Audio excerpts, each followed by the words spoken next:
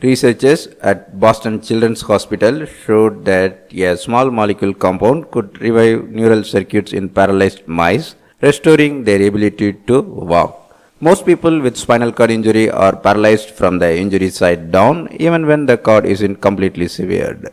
A new study published in the journal Cell provides insight into why these nerve pathways remain quiet. It shows that injection with a small molecule compound can revive these circuits in paralyzed mice and get them walking again. The research findings show that inhibitory neurons in the injured spinal cord are crucial to recovery of motor function. CLP290 is known to activate a protein called KCC2 found in cell membranes that transports chloride out of neurons.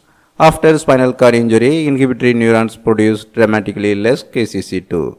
As a result, they can't properly respond to inhibitory signals from the brain. Instead, they respond only to excitatory signals that tell them to keep firing. By restoring KCC2 with either CLP290 or genetic techniques, the inhibitory neurons can again process inhibitory signals from the brain, so they fire less. This shifts the overall circuit back toward excitation, making it more responsive to input from the brain.